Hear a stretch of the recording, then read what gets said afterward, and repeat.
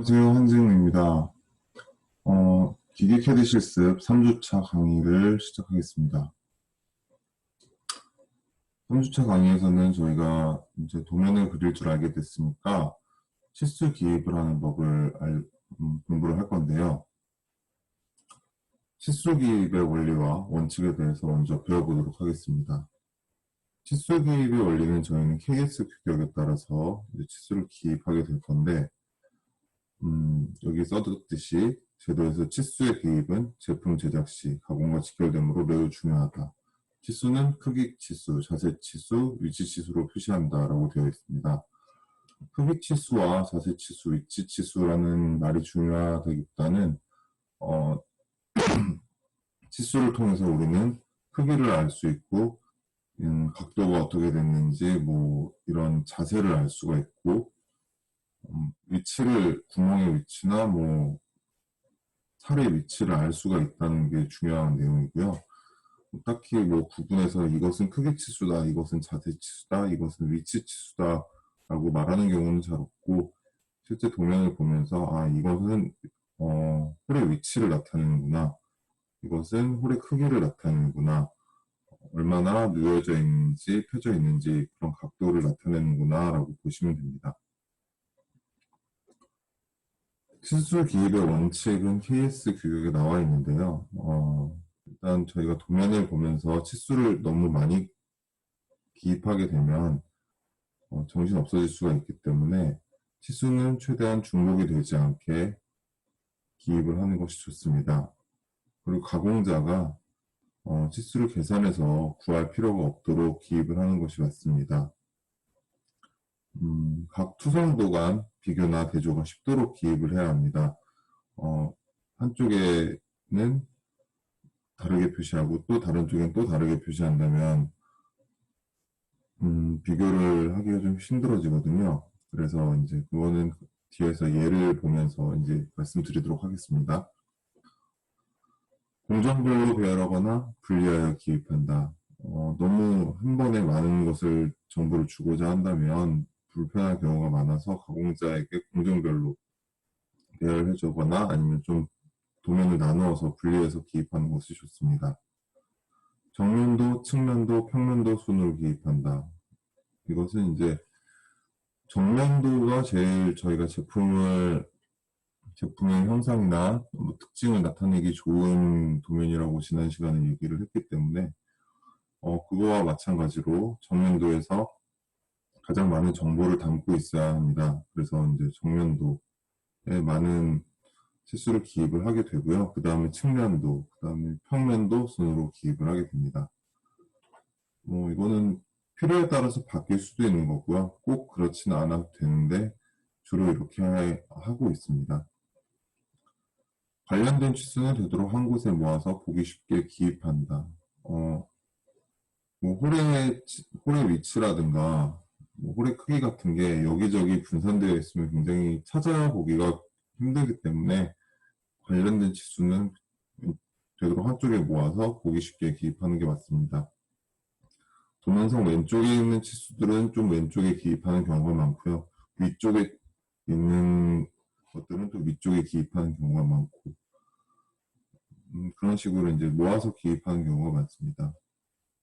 치수 중에 참고 치수는 수치에 괄호를 붙인다. 뭐 어떤 다른 부분을 좀 참고를 해야 된다 하는 그런 참고 치수는 괄호를 붙여서 해주면은 보기 쉽게 이게 정확하게 이 크기가 아니구나라고 참고 치수구나라고 알 수가 있겠습니다. 전체 길이, 높이, 폭에 대한 치수는 반드시 기입한다.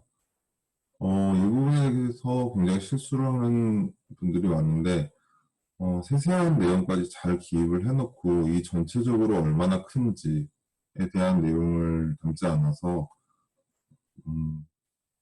딱 작업자가 처음 도면을 받았을 때 이게 얼마나 크기를 가지고 있는지 계산을 해봐야 되는 경우가 많고 따져봐야 되는 경우가 많아서 이제 그럴 때 서로 이제 커뮤니케이션에 좀 불편함이 생기기 때문에 도면을 그리는 사람의 입장에서 제일 먼저 전체 길이, 높이, 폭을 나타내줘야겠다는 생각은 반드시 염두하고 있어야 된다고 생각합니다. 기능상 조립을 고려해서 필요한 치수의 허용 한계를 기입한다. 조립을 할 부품 간에 이제 서로 조립이 돼야 되는데 허용 한계라는 거는 보통 공차로 표시를 하게 됩니다. 이 부품과 이 부품이 얼마나 여유를 가지고 있느냐를 표시하게 되는데 홀이나 파이프 같은 경우에 이렇게 껴지게 되면은 서로 간에 공차가 있어야 되거든요. 그래서 어느 쪽이 더 커지게 되면은 똑같이 뭐 20mm, 20mm 이렇게 20mm 파이프를 20mm 구멍에 끼우겠다 했는데 허용 한계가 없으면 조금만 잘못 제작이 돼도 조립이 안 되는 경우가 많습니다. 그래서 허용 한계를 기입해 주는 게 맞고요. 10번 같은 경우에는 필요에 따라서 기준이 되는 점, 선 또는 면을 기준으로 하여 기입을 한다. 이것도 보면서 설명드리도록 하겠습니다. 되도록 주투상도에 기입하며 아래쪽과 오른쪽에 읽을 수 있도록 한다. 이거는 어떻게 보면 5번과도 비슷한 이야기인데요. 정면도 쪽, 주투상도 쪽에서 기입을 하면서 읽기 편하도록 해주는 것이 맞습니다. 길이 치수의 수치는 원칙적으로 밀리미터 단위로 기입하고 단위 기호는 붙이지 않는다라는 게 저희 KS 규격입니다. 대성물의 기능, 제작, 조립 등을 고려하여 필요하다고 생각되는 치수를 명료하게 도면에 기입해주는 것이 사실 제일 우선되어야 할 내용입니다. 도면에 기입하는 치수는 재료 치수, 소재 치수, 마무리 치수로 구분하며 특별히 명시되어 있지 않으면 마무리 치수를 기입한다. 그런데 마무리 치수가 뭐냐 하면요. 마무리 치수는 가공 여유를 포함하지 않은 완성된 제품의 치수를 의미하며 완성 치수라고도 한다.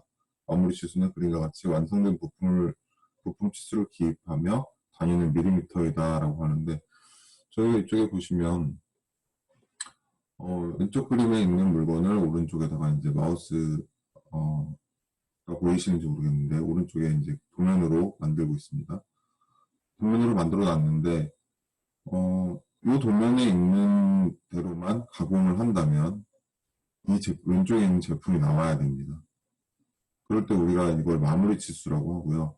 이 제품에 실제적으로 이제 가공을 하게 되는 그 치수를 말합니다. 어떤 뭐 다른 내용을 담고 있지 않은 이 그대로 12mm, 2mm, 뭐 8mm 이렇게 제작을 하게 되면은 왼쪽에 있는 제품이 그대로 나와주는 최종 결과물의 치수라고 생각하시면 되고요. 재료 치수는 뭐 저장용 탱크, 뭐 마무리 여유를 포함한 치수를 재료 치수라고 하고 소재 치수는 주물이나 단조에서 만들어진 치수로 반제품 치수라고 하며 가공 여유를 포함한 치수라고 말하는데 보통 저희가 지금 단계에서는 재료 치수나 소재 치수보다는 마무리 치수를 많이 사용하고 보통 도면으로 보시는 것들이 99% 마무리 치수를 아마 표시하고 있을 겁니다. 그래서 저희는 그냥 이걸 뭐 딱히 구분하지 않고 마무리 치수라고만 생각을 해주시면 되고요. 치수 기입의 가장 일반적인 방법을 보도록 하겠습니다. 치수는 치수선, 치수보조선, 치수보조 기호 등을 사용해서 기입을 한다. 치수선은 치수, 길이나 각도를 측정하는 방향에 평행하도록 붙는다라고 하잖아요. 변의 길이를 나타낼 때는 양쪽에 변 길이의 양쪽에서 선을 올려서 두 선 간의 폭이 60mm다라는 걸 표시해 주고요. 현의 길이, 현이 있는데 현의 길이를 이야기할 때도 양쪽에서 선을 수직으로 올려서 그 사이의 길이를 이야기해 줄 수 있고요. 호의 길이도 마찬가지로 양쪽에서 올렸는데 여기는 치수선이 휘어져 있죠. 호의 길이를 75 이렇게 호 표시를 해주고 75라고 이렇게 휘어서 표시하는 경우에는 호의 길이가 됩니다. 현의 길이와 호의 길이는 명확히 구분을 해줘야 되고요. 각도 치수 같은 경우에는 이렇게 각도를 나타내는 선분이 있을 거예요. 그래서 왼쪽 선분의 연장선, 오른쪽 선분의 연장선을 따라서 선을 그어주시고 거기서 이제 40도라고 표시를 해주시면 됩니다. 각도 표시가 정확히 도로 되어 있죠. 그래서 이런 기본적인 내용들은 사실 오토캐드를 저희가 배울 거기 때문에 거기서 지원을 하는 내용이고요. 그냥 A 그림 같은 경우에 보면은 왼쪽 모서리, 오른쪽 모서리를 클릭해 주시고 위로 이렇게 잡아당기시면 60이라고 자동으로 현의 길이가 나오고요. 우리는 현의 길이를 표시할 거야라고 하는 게 아니라 똑같이 3분의 길이를 표시하는 것처럼 현의 길이는 같이 표시를 하고요. 현의 길이 같은 경우에는 저희가 이제 따로 별도로 치수를 입력해 줘야 되고, 각도 치수 같은 경우에는 각도를 표시할 거야라는 걸 클릭을 하시고 왼쪽 모서리, 오른쪽 모서리를 클릭하시면 자동으로 각도가 표기되게 되어 있습니다. 그래서 저희가 그렇게 많이 신경을 쓰지는 않아도 되고요. 실수 보조선은 지시하는 실수 끝에 닿는 도형상의 점이나 선의 중심점을 통과하며 치수선을 2, 3mm 지날 때까지 치수선에 직각이 되도록 가는 실선으로 그린다. 이때 치수 보조선과 도형 사이 약간 떼어놓고 그리고 점 또는 선을 명확하게 하기 위해 치수선에 대해서 60도 정도 각도를 가진 치수 보조선을 그릴 수 있다. 이게 왼쪽에 이제 각도를 가진 치수 보조선 이야기를 나타내는 거고요. 여기는 좀 치수를 나타내기가 애매모호하겠다 할 때 치수 보조선을 이렇게 나타내기도 하는데 잘 사용하지 않습니다, 사실. 혼동을 줄 수가 있기 때문에 보통 사용하지 않고요. 오른쪽에 치수 보조선은 많이 사용하고 있습니다. 홀을 나타낼 때 홀의 중심이 어딘지를 나타내기 위해서 지금 오른쪽 그림 보시면 원 안에, 가운데 있는 홀 안에 십자가 모양 있죠. 여기가 중심점입니다. 이것도 어떻게 돼서 이제 자동으로 생성이 되고요. 중심점 표기를 하면 자동으로 생성이 되고, 거기서 이제 연장선을 왼쪽으로 위아래로 그리게 되죠. 그래서 지금 왼쪽 하단의 모서리를 기준으로 이 원의 중심이 40mm 떨어져 있다. 또 위로도 40mm 떨어져 있다. 이런 식으로 표기를 하는 겁니다. 그리고 이제 전체적인 크기를 나타내야 된다고 그랬죠. 또 여기는 이 도면은 왼쪽 아래를 기준으로 하고 있습니다. 왼쪽 아래 모서리를 기준으로 하고 있는데 아래쪽에 40, 100, 15 이렇게 써놓은 거 보시면 원의 중심까지 40이 떨어져 있고 왼쪽 모서리에서 또 왼쪽 모서리에서 제일 끝에 크기까지 또 100이 떨어져 있음을 알 수가 있습니다. 중간에 여기 15라고 표시가 되어 있죠. 중간에 여기다가 왼쪽 모서리부터 기입을 하게 된다면 85를 기입하고 100을 기입하고 40, 85, 100 이렇게 기입할 수가 있는데 따로 15, 15를 이렇게 표기한 이유는 작업자가 여기 오른쪽을 이제 작업을 할 때 15, 15만 작업하면 되겠다라고 따로 계산을 하지 않고 작업을 할 수 있기 때문에 여기다가 보조로 표기해 준 겁니다. 그리고 왼쪽 위에 보시면 R15, 오른쪽 위에 보면 R15라고 되어 있죠. 보통 이렇게 형상 안에는 치수를 잘 넣지 않는데 왼쪽 R15처럼 이렇게 바깥으로 빼놓는 경우가 많은데 오른쪽에는 이제 안으로 넣어놨어요. 근데 뭐 틀렸다고 무조건 틀렸다 할 수는 없고요. 이쪽 부분에 라운드가 반지름 15로 라운드를 주어야 한다라는 표시를 R15라고 하는 것입니다. 그래서 이거 같은 경우에는 가로가 100mm, 세로가 80mm고 오른쪽 아래 15mm, 15mm의 네모 형상이 파여져 있으며 가운데 왼쪽 모서리부터 40mm, 왼쪽 아래 모서리부터 높이로 40mm 떨어진 곳에 지름이 40mm인 구멍을 뚫는 게 요 도면이 말을 하고 있는 것입니다. 치수선 끝부분의 기호입니다. 사실 저희는 오토캐드에서 또 자동으로 다 표시를 해주기 때문에 이런 거는 지금으로서는 뭐 몰라도 될 것 같고요. 보통 저희가 끝이 닫히고 속은 칠한 화살표가 많이 사용되게 됩니다. 이게 이제 치수의 한계를 명확하기 위해서 치수선 양 끝에 붙이는 기호는 화살표 점, 둥근 점 등으로 표시를 한다고 되어 있는데 저희가 A번이 자동으로 생성이 되고 A번을 많이 사용하고 있습니다. 치수를 기입하는 방향입니다. 치수를 아무렇게나 기입하면 되는 게 아니고요. 치수를 그림과 같이 수평 방향에서 치수선에 대해서는 도면 아랫방향으로, 수직 방향의 치수선에 대해서는 도면의 오른쪽 방향으로 있도록 기입을 한다. 이때 경사 방향의 치수선에 대해서도 이에 준하여 기입을 한다라고 되어 있잖아요.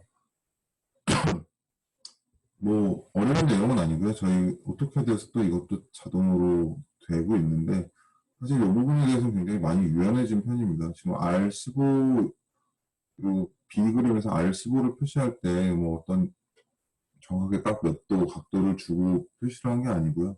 보기 좋게 표시하면 되는 게 요즘 추세고요. KS 규격 정확하게 맞추지 않고 보기 좋은 곳에 이렇게 간단한 물건이면 모르겠는데 요즘 물건들이 굉장히 복잡해지고 형상이 어려워지기 때문에 작업자가 보기 편한 곳에 치수를 위치해 주는 것이 맞고요. 자동으로 이렇게 각도 같은 경우에도 중간 안에 들어가 있기 때문에 지금 보시면은 뭐 위쪽 것들은 여기 바깥쪽에 나가 있고 아래쪽 것들은 이렇게 안에 들어와 있고 하는데 이것도 이제 보시는 거에 따라서 다르게 표기를 하고 있습니다. 직렬치수 기입법과 병렬치수 기입법이 있는데요. 이게 좀 중요한 내용입니다. 직렬치수 기입법이라고 하면요. 우리가 지금 왼쪽에 구멍이 5개 뚫린 판을 볼 수가 있는데 이 구멍 사이가 몇씩 떨어져 있는지를 지금 오른쪽에서 표시를 해주고 있습니다. 첫 번째 구멍은 왼쪽에서 18mm, 두 번째 구멍은 왼쪽에서 22mm, 18mm 떨어진 구멍에서 22mm, 27mm, 27mm, 22mm, 18mm. 이렇게 되면 작업자가 구멍을 뚫을 때 한쪽 왼쪽을 기준으로 삼아서 18mm 작업 툴을 움직이고 또 거기서 22mm 작업 툴을 움직이고 27mm 작업 툴을 움직이고 이렇게 하면서 이제 구멍을 뚫게 되고 그 구멍 간의 간격이 정확하게 표시가 되기 때문에 혹시나 뭐 약간의 실수가 있더라도 누적되지는 않습니다. 근데 병렬치수 기입법 같은 경우에 아래 거를 하다 보면은 사실 한 번 실수를 하게 되면은 누적되는 경우가 굉장히 많고요. 지금 그 20mm 그 작업을 하고 나서 여기가 21mm였는데 잘못해서 이제 움직이다 보면 누적되는 경우가 많고 사실 영향을 주지 않는다. 그 위에가 누적된다라고 나와 있는데 실제 작업장에서 보면은 아래의 경우보다는 위의 경우가 이제 기준점을 잘못 선택해서 혹은 뭐 다른 이유로 누적되는 경우가 많고 사실 그런 경우에는 다 다시 하는 것이 맞습니다. 그래서 원래 이론대로라면 아래 게 누적이 안 되고 위에 게 누적이 되면 좀 그런 거고요. 실제 작업장에서 CNC나 밀링 다루다 보면은 위에 게 좀 누적되는 경우가 많다라는 말씀을 드립니다. 직렬치수 기입법을 공차 누적과 구하기 이렇게 뭐 누적이 얼마나 되느냐 보시면 되고요. 누진치수 기입법, 수평 방향 기입, 수직 방향 기입. 누진치수라고 하는 거는 위에 말했듯이 병렬치수 기입법과 완전히 동등한 의미를 가지면서 하나의 연속된 치수선으로 표기를 하는 겁니다. 30, 65, 90 떨어져 있는 거고요. 뭐 표시하는 방법 차이지 사실은 저희는 이제 이런 방법 병렬치수 기입법이나 직렬치수 기입법을 많이 사용하게 될 겁니다. 좌표치수 기입법인데요. 이건 사실 많이 사용하고 있지 않다고 봐도 무관합니다. 그렇지만 이렇게 홀이 많이 뚫려 있거나 어떤 표시해야 될 마크의 위치가 굉장히 많을 경우에는 여기에 다 도면을 표시를 하게 되면 지금 왼쪽 모서리, 왼쪽 아래 모서리를 기준으로 뭐 A, B, F, C, G, D까지 표기를 하게 되면 너무 많은 치수가 지금 아래쪽에 생성이 될 거고요. 높이를 나타내는 거를 A, B만 하더라도 벌써 이제 헷갈리는 선들이 너무 많이 생기고 왔다 갔다 이 도면 내에서 이 물체를 형상을 나타내는 이 도면 내에서 실수선들이 너무 왔다 갔다 많이 하기 때문에 오른쪽에 이제 구멍 위치 좌표값을 따로 만들어가지고 표기를 해주기도 합니다. 굉장히 유용하지만 사실 요즘에 그렇게 많이 쓰이고 있지는 않고요. 지름치수의 기입. 여러분이 가장 많이 하시게 되는 것 중에 하나인 지름치수를 기입하는 건데 왼쪽에 지금 물체의 단면이 원형임의 그 모양을 도면에 표시하지 않고 원형임을 나타낼 때 지름 치수 앞에 지름교 파이를 붙인다라고 되어 있잖아요. 원형 일부를 그리지 않은 도형일 때는 파이 44와 같이 반지름의 치수와 혼동되지 않도록 지름 치수 앞에 파이를 기입한다. 여기 보시면 이제 여기 왼쪽에 있는 그림을 오른쪽에 도식을 했을 때 여기 80이라고 그냥 길이로만 나타내도 저희는 사실은 이게 80이구나를 알 수가 있는데 파이 80이라고 씀으로써 이 왼쪽에 있는 그림을 보지 않고도 이 물건은 동그란 물건이구나 라는 걸 알 수가 있습니다. 그리고 왼쪽에서 15mm가 떨어져 있고 그 다음에 50mm가 떨어져 있고 또 파이 20이 나오는데 이 파이 20을 보면서 우리는 이 부분이 20파이가 되어 있구나 라고 알 수가 있고요. 파이 40도 보면서 이쪽은 원형으로 40mm로 깎여 있구나 라는 걸 알 수가 있습니다. 그 다음에 여기 위에 4 곱하기 파이 8 되어 있는 거는 이제 왼쪽에 잘 보시면 구멍이 있는데요. 이렇게 구멍을 뚫어주는 나사가 들어갈 자리 같은데 나사가 들어갈 자리가 지금 왼쪽에 뒷면도에 보시면 반 잘려서 하나 보이고 반 잘려서 하나 보이고 원형으로 하나 보이는데 요게 4개가 있다. 4군데 있다는 걸 표시해 준 거고요.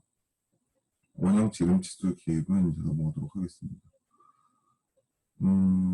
지름이 다른 원통에 연속되어 있고 치수 기입 공간이 부족할 때는 한쪽만 치수선을 연장하여 화살표를 그리고 치수 앞에 파이를 붙이는 경우도 있습니다. 근데 이제 저희가 이렇게 자동으로 생성이 되기 때문에 사실 이런 경우는 잘 사용하지 않고 있는데 굉장히 보기 좋은 방법입니다. 굉장히 보기 좋은 방법이고요. 이걸 표시해줄 때 정말 보기 좋은 방법인데 어떻게 돼서 따로 해줘야 되기 때문에 또 막상 실제로 캐드를 써서는 또 잘 하지 않고 있습니다. 근데 지금 이렇게 한쪽 치수선만 연장을 하거나 여기다가 정확하게 표시를 해주는 건 굉장히 도면을 잘 그리는 사람으로 인정을 받을 수는 있을 것 같습니다. 반지름 치수의 기입. 반지름 치수는 치수 앞에 반지름기와 R을 붙여가지고 치수선의 원호와 중심까지 그릴 때 R을 생략할 수가 있는 방법을 하는데요. 저희가 이제 어떻게돼서 반지름 치수 표시하는 마크를 클릭하고 딱 어떤 원하는 타겟을 정해서 홀을 딱 정하게 되면 자동으로 생성이 됩니다. 반대쪽으로 돌릴 수도 있고요. R30을 이쪽에서 볼 수도 있고 반대쪽에서 돌릴 수도 있고 반지름 치수 같은 경우에는 중심을 센터를 표시하지 않는 경우가 많습니다. 반지름이 여기가 이제 곡선이 몇으로 따져 있다. 그리고 휴대폰 같은 경우에 중심선이 없이도 만들기 때문에 이 부분의 곡선이 얼마큼 둥글려져 있다가 중요한 거죠.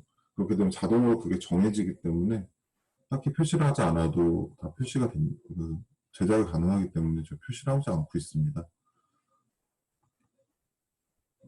지금 4가지의 반지름 표시를 보고 있는데요. 이제 안쪽에다가 화살표를 넣어서 표시를 하는 경우와 바깥쪽에서 표시를 하는 경우, 그다음에 이렇게 꺾어서 표시를 하는 경우까지 지금 4가지를 보고 있는데 차이가 전혀 없습니다. 보기 좋게 표시하시면 됩니다. 원어의 중심의 위치를 표시할 필요가 있을 때는 원어의 중심에 가는 실선, 십자가 기호나 1mm 이하의 둥근 점을 그 위치를 나타낸다라고 하는데 둥근 점보다는 이제 십자가 마크를 많이 쓰고 있습니다. 18mm, 25mm의 이제 센터를 가지는 요 오른쪽에 이제 제품 도면으로 이제 입체도를 도면으로 평면도로 만들어 놨는데 이게 도대체 25mm와 18mm는 어디를 기준으로 하느냐라는 것을 기준점을 표시할 때 표시를 해주고요. 이 기준점도 나중에는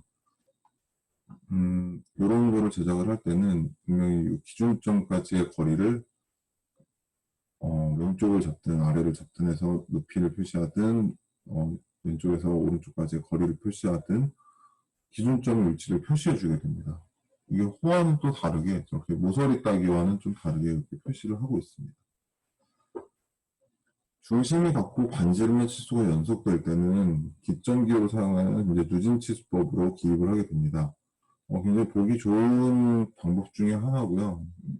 이 방법 말고도 보면 제가 아까 전에도 말씀드렸듯이 보기 편하게 만들면 되는데 지금 같은 경우는 굉장히 보기 편한 방법입니다. 이게 작업자 입장에서.